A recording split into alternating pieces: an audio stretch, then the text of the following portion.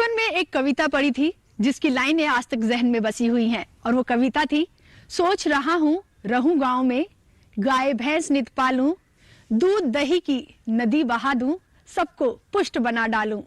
नमस्कार, कृषि स्टार्टअप में आपका स्वागत है। कृषि स्टार्टअप के आज के सफर में हम आ पहुंचे हैं फरीदाबाद, जहां हम आपकी मुलाकात कराने जा रहे हैं मिलन शर्मा से। मिलन शर्मा डेयरी फार्मिंग का काम कर रही हैं और साथ ही लोगों को पुष्ट बनाने का काम भी कर रही हैं।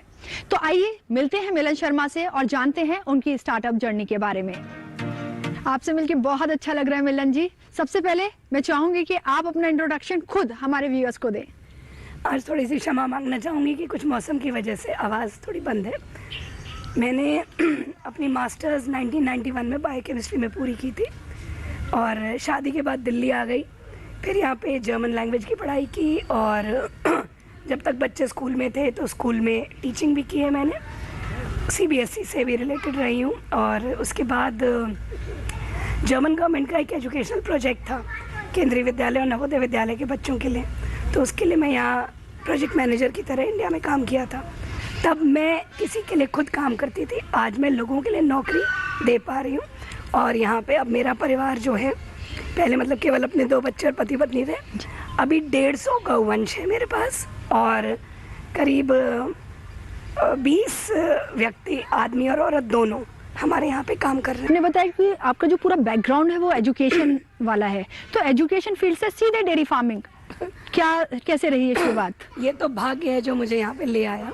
मेरे को कभी कोई घर में गाय रही और ससुराल में भी यहाँ पे रही, मतलब नानी दादी कह रही, पर मेरा कभी ऐसा लगाव नहीं रहा कि उनके पास जाएं। अब मेरे ससुर जी का जब देहांत हुआ जनवरी 2017 में, तब मेरे पति श्री चेतन शर्मा जी उनकी याद में 2 अच्छी साहिवाल गाय ले आए। 4 पहले से थी, 2 और ले आए। किसी ने आके कहा भाई ये तो अच्छी साहिवाल नहीं है, मैं तुम्हें कहीं और से अच्छी दिलाता हूँ, 2 और ले आए। फिर 2 राठी ले आए। करते करते अक्टूबर 2017 से मार्च 2018 तक यहाँ पे 30 गौवंश हो गया। अब ये जीव है, मशीन नहीं कि मैं कभी भी स्विच ऑफ कर दूं, कभी स्विच ऑन कर दूं। और उसी वक्त कुछ यहाँ पे हमारे यहाँ बछड़े बछड़ियों की मौत भी हुई जी। तब वो झटका लगा कि घर से किसी को तो देखना ही पड़ेगा इनको। तब फिर मैंने त्याग पत्र दिया अप्रैल में और जून से national dairy research institute Karnal में, वो हमारे जैसे एंटरप्रेन्योर्स के लिए ना छोटे कोर्स करते हैं जी। तो मैंने वहाँ 2 कोर्स किए, commercial dairy farming and value addition to milk products. और मैं यहाँ पे ये चीज़ मेंशन करना चाहूँगी कि अपने जितने भी वेटनरी कॉलेजेस हैं, NTRI करनाल है, NDD भी है, वेटनरी कॉलेज हिसार है, मथुरा है, गढ़वासू लुधियाना है, इन सभी से बहुत सपोर्ट मिला। और अगर बैकग्राउंड कुछ था नहीं, अगर उनसे सीखती नहीं तो शायद वो 30 गायों से मैं 3 गाय पे आ जाती, पर उन 30 गाय से आज मैं 150 गौवंश यहाँ पे पाल रही हूँ। मैंने गलत कह दिया, एक्चुअली गौवंश हमें पाल रहा है जी। बिल्कुल इंटरेस्टिंग है ये। और क्योंकि आप मर्जी से खुद से आपने ये चूज नहीं किया कि आप डेयरी फार्मिंग चलाएंगी, वरना होता यह है कि हमारा एक थॉट प्रोसेस होता है, हम तब उस फील्ड में आते हैं। तो इनिशियल लेवल पर क्या था सेट ऑफ माइंड, क्या लग रहा था कि यार इतना एजुकेशन वाला फील्ड छोड़ के इधर आपको बोला जा रहा है, क्या चल रहा था उस वक्त दिमाग में? एक्चुअली बोला किसी ने भी नहीं, पर घर में हर एक को ये सोच रहा था कि किसी को तो देखना पड़ेगा, राइट। और वो स्टेप कोई लेने को तैयार नहीं था, तो मैंने हिम्मत की। पर NTRI से भी जब कोर्स करके आए तो लगा कि डेटा मैनेज करना है, लेबर को इंस्ट्रक्शन देना है, काम हो जाना है। पर जब यहाँ आ गए तब धीरे धीरे धरातल पे समझ में आएगा, जब तक खुद मिट्टी में हाथ नहीं डालूंगी, खुद गोबर में हाथ नहीं डालूंगी, तब तक कुछ नहीं होगा। पर आज गौवंश तो मैंने बताई, पर आज गर्व के साथ ये भी कह सकती हूँ, शुरुआत की थी इस 3 एकड़ के एरिया में। अभी 3 एकड़ अंदर 12 एकड़ की यहीं पे हम चारे की फसल उगा रहे, गौ आधारित कम्प्लीटली। कोई यूरिया नहीं, कोई DAP नहीं, कोई केमिकल नहीं। और 21 एकड़ में मैं मथुरा में गौ आधारित खेती कर रही हूँ, अनाज, दलहन और तिलहनी फसलों का जी। जैसे कि आपने बताया कि आप अपनी मर्जी से आए और शुरुआत में ट्रेनिंग भी आपने ले ली, तो इनिशियल लेवल पे ट्रेनिंग के बावजूद वो क्या कुछ चैलेंजेस थे जो आपको फेस करने पड़े? देखिए, सबसे बड़ा तो चैलेंज है कि इस फील्ड में और लेडीज़ को कोई एक्सपेक्ट नहीं करता, जबकि गाय का काम अगर घर में एक गाय बन रही हो वो औरत ही कर रही है। एग्जैक्टली। पर जब इस फील्ड में आप कमर्शियल लेवल पे, बिजनेस लेवल पे आए तो लेडी को कोई नहीं एक्सपेक्ट करता। यहाँ तक कि लेबर भी यही कहती है, अरे इनको क्या आता होगा, शहरी औरतें इन्हें कुछ नहीं पता, तो वो भी आपको अपनी तरह से ढालने की कोशिश करती हैं। और जितने भी लोग काम करने वाले भी आते हैं उनकी एक पहले से धारणा होती है कि ऐसे ही काम करना है। अब मैं NDRI से सीख करके आई, एजुकेशनल बैकग्राउंड है, साइंटिफिक कुछ तरीके अपनाना चाहें जिससे कि बिजली की खपत कम हो, पानी कम लगे, वरना माना जाता है कि 1 लीटर दूध को की प्रोडक्शन के लिए 100 लीटर पानी की खपत हो जाती है। तो इन सब चीज़ों को रोकने के लिए जब मैं अपना तरीका उनको समझाती हूँ तो एक बड़ा चैलेंजिंग जॉब होता है, क्योंकि वो लोग समझते हैं इनको क्या पता, हम तो सदियों से यही करते आ रहे हैं, इन्हें क्या पता। तो ये सबसे बड़ा चैलेंज रहा। अब जैसे गांव वालों को गांव आधारित खेती के लिए प्रभावित करना भी एक अभी चैलेंज है जी। कोशिश ये है कि इस गांव से हम यूरिया, DAP और केमिकल बिल्कुल समाप्त करते हैं। पर पहले साल तो आसपास वाले सभी ने कहा कि अरे आपकी फसल का रंग देखो ऐसा है, ज़रा सा यूरिया डाल दो। अब 4 साल बाद वही आके कहते हैं कि मैम जीवामृत बनाना सिखा दो। हम अपने लिए अपने पूरे खेत में एक क्यारी अपने लिए गौ आधारित खेती पे करना चाहते हैं। तो मिलन शर्मा जी से बातचीत हम जारी रखेंगे, पूछेंगे कौन कौन से ब्रीड इनके पास है, किस तरह से जो इनका दूध है उसका वो प्रोडक्शन करती हैं, किस तरह से उसकी जो सप्लाई है वो करती हैं। और इनकी बातों से हमें समझ में आ रहा है कि कहीं ना कहीं कल्टीवेशन भी कर रही है, जो गाय का चारा है, फोडर है, वो उसका कल्टीवेशन भी इसी फार्म में होता है। ये सब कुछ जानेंगे, लेकिन उससे पहले लेंगे एक छोटा सा ब्रेक। आप कहीं जाइएगा नहीं, बने रहिए हमारे साथ कृषि स्टार्टअप में।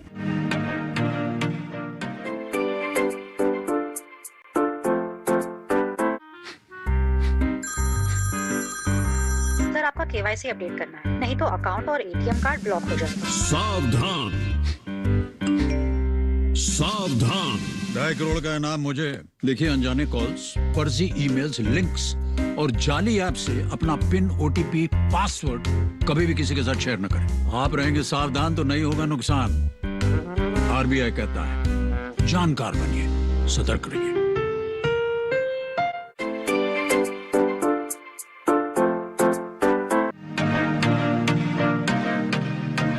गायों की ब्रीड की बात करें तो कौन कौन सी ब्रीड आपके पास है?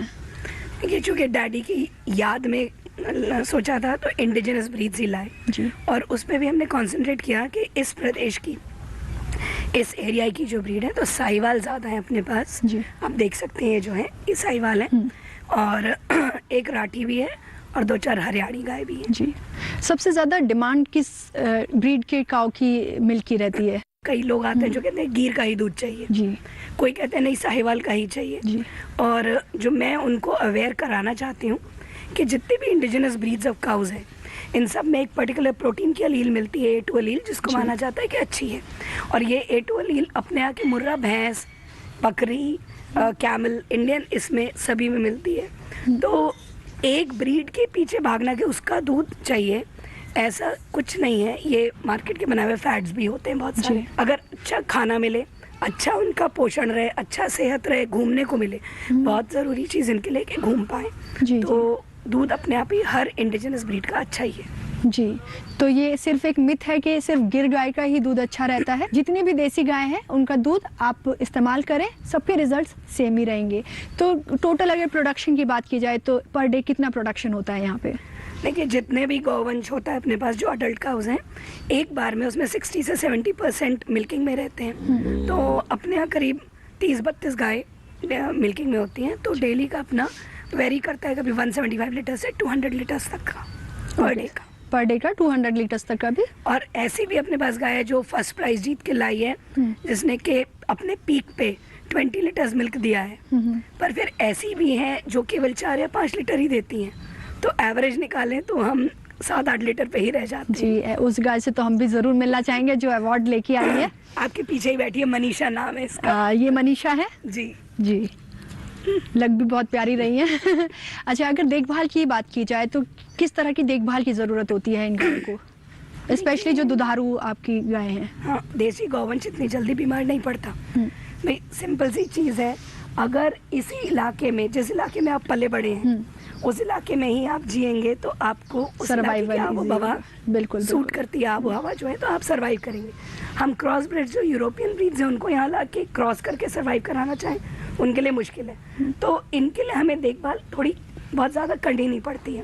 पर उनके और इनके बीच में एक और फ़र्क है कि देसी गौवंश बिना अपने बच्चे के दूध नहीं देता जी। एक ऑक्सीटोसिन हार्मोन होता है, हैप्पी हार्मोन हमारे में भी होता है, तो जैसे ही इनका बच्चा आके लगता है नीचे जी। इनको वो खुशी की भावना होती है और ऑक्सीटोसिन हार्मोन नेचुरली रिलीज होता है और हम कहते हैं दूध छोड़ना, दूध लेट डाउन करना। तो जब बच्चा नीचे आके इनसे दूध पीने लगता है तब ये दूध उसके लिए अपने मन से छोड़ती हैं। तो वो एक ध्यान में रखने वाली चीज़ है कि इनके बच्चों का अच्छा स्वास्थ्य रखा जाए और वो बच्चों के लिए भी बहुत ज़रूरी है। इन देसी गौवंश के बच्चों के लिए इनके 4 कंपार्टमेंट्स होते हैं पेट के, तो जो पहले 3 महीने में वो इतने डेवलप नहीं होते, तो पहले 3 महीने उन बच्चों को दूध भरपेट देना बहुत ज़रूरी है, बाकी चीज़ें वो पचा नहीं पाते। और 3 महीने के बाद धीरे धीरे वो माँ के आ गई दाने में खाने में मुंह डालने लगते हैं, उसके बाद हम धीरे धीरे उनका बाकी खाना बढ़ाते जाते हैं जी। तो ये भी एक ध्यान में रखने वाली चीज़ होती है। अगर बात की जाए जैसे कि हमें पता है कि जो डॉक्टर्स का खर्चा है वो काफ़ी बढ़ जाता है, तो उसको ओवरकम कैसे करती हैं आप? गवर्नमेंट की तरफ से काफ़ी मटेरियल है एथनो वेटनरी मेडिकेशन पे जी। मतलब पेड़ पौधों की दवाइयों से जो हम इलाज कर सकते हैं, तो जो एंटीबायोटिक्स पे या दवाइयों पे जो खर्चा है उसको हम बहुत कम कर सकते हैं। थोड़े बहुत पेड़ पौधे में एक बहुत सिंपल सा एग्जाम्पल देती हूँ, छोटा वाला, पर वो एक बहुत कॉमन बीमारी है, मास्टाइटिस, थनैला बोलते हैं उसे हिंदी में। जी जी। जो क्रॉस ब्रीड में तो बहुत होती है, देसी गायों में भी कभी कभी हमारे मैनेजमेंट की वजह से, गंदे हाथ की वजह से थन में बीमारी हो जाती है। उसके लिए अगर जब बढ़ जाए और एंटीबायोटिक लगानी पड़े, बहुत महंगी दवाई आती है और एंटीबायोटिक लगाने के बाद उस दूध का हमें प्रयोग नहीं करना चाहिए। पर यदि हम केवल एलोवेरा, हमारे घर आराम से उग जाता है ग्वारपाठा, एलोवेरा, चूना और हल्दी, इसका लेप लगा करके बना करके दिन में 3-4 बार लेप लगाना है, पूरी तरह से थन खाली करके ठंडी सिकाई करके आप लेप लगा लीजिए, आपका सारा एंटीबायोटिक का खर्चा बचेगा, गाय के शरीर में एंटीबायोटिक नहीं जाएगी, दूध में एंटीबायोटिक नहीं आएगी और पैसा खर्च किया कुछ भी नहीं, बिल्कुल। क्योंकि आराम से आप अपने घर पे ये चीज़ लगा सकते हैं। ऐसे ही और बहुत सारी दवाइयाँ हैं एथनो वेटनरी मेडिकेशन जो सरकार ने ही काफ़ी पुस्तिकाएं निकाल रखी हैं और एनडीडीबी के अगर वीडियोस भी देखे जाए तो उसमें है। तो ये मेरा संदेश है किसानों के लिए कि एक इंजेक्शन से ठीक हो जाएगी को छोड़ के थोड़ी मेहनत करनी पड़ेगी, पत्ते तोड़ने पड़ेंगे, नीम के पत्ते तोड़ने पड़ेंगे, थोड़ी घिसाई करनी पड़ेगी, पर इसको अपनाएं, हमारे लिए पैसा बचता है और पशु के लिए बहुत अच्छा हो जाता है। बिल्कुल, गाय भी देसी है और इलाज भी देसी ही होना ज़रूरी है, आपके पैसे भी इससे बचते हैं। अच्छा, अगर मिलन जी गवर्नमेंट रोल की बात यहाँ पे की जाए तो क्या कुछ आपको सपोर्ट मिला है गवर्नमेंट से? गवर्नमेंट की काफ़ी सारी स्कीम्स हैं, छोटे फार्मर्स के लिए भी बहुत है और एक बड़े सेटअप के लिए, जैसे मतलब 200 गौवंश का फार्म सेटअप करने के लिए भी गवर्नमेंट की तरफ से सब्सिडी है। पर जिसको मैं सबसे बड़ी मदद मांगती हूँ वो है वैक्सीनेशन, क्योंकि टीकाकरण जैसे हम लोगों के लिए ज़रूरी है, पशुओं के लिए भी बहुत ज़रूरी है इनको बीमारी से बचाने के लिए। और कुछ बीमारियाँ ऐसी है जैसे मुँह खुरपका, फुट एंड माउथ डिजीज़, ये हो जाए तो फैलती भी है और हम पशु से हाथ भी धो बैठते हैं, तो इसका वैक्सीनेशन सरकार फ्री में हम सबको मुहैया कराती है, मुफ्त में मिलता है।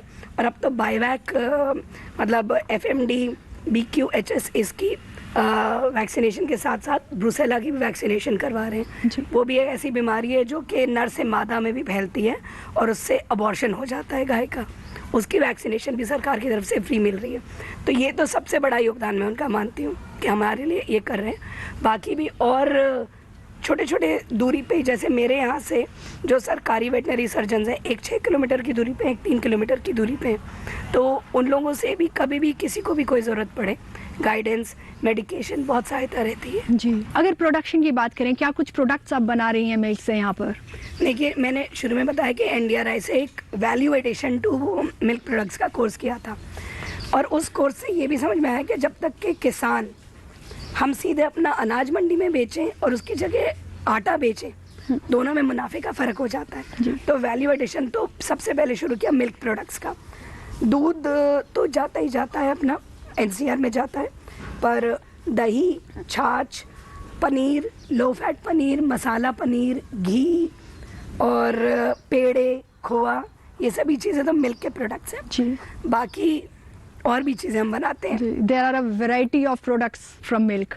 और जब आप प्रोडक्ट्स की बात करते हो तो अगर गौवंश कोई पाल रहा है तो खाली दूध के प्रोडक्ट्स की बात नहीं करते। जी।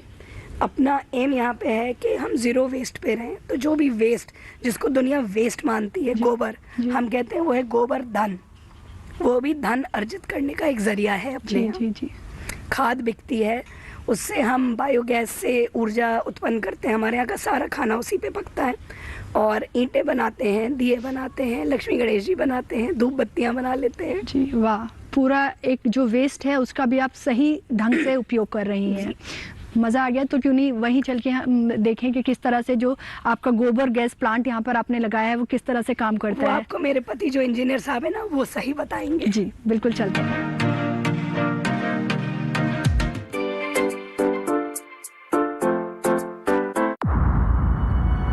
हिंदुस्तानियों के दिलों की धड़कन दूरदर्शन, भक्ति के रस में डूबा हर मन।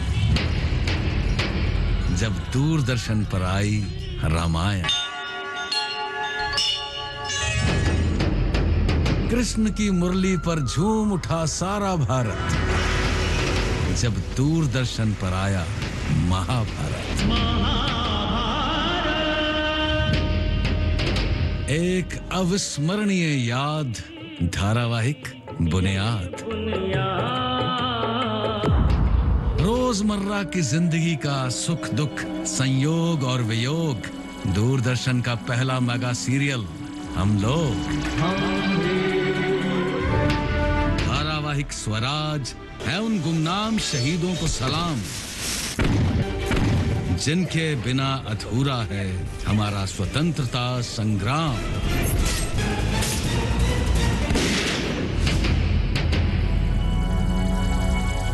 और आपके इसी लोकप्रिय चैनल दूरदर्शन पर अब हम लेके आ रहे हैं शगुन 2023, 31 दिसंबर रात्रि 11 बजे।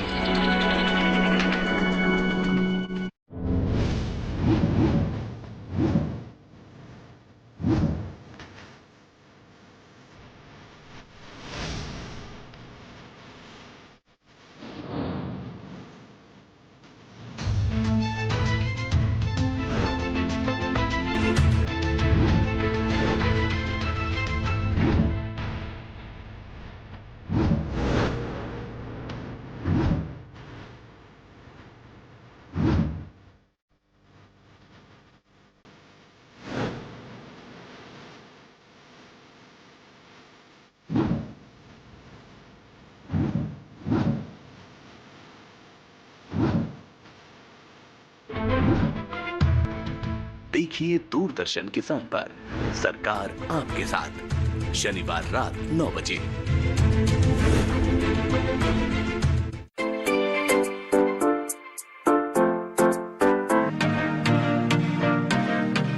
आपने बताया कि जो काव डंग है उसका भी यूटिलाइजेशन आप करते हैं, उसको प्रोसेस करते हैं।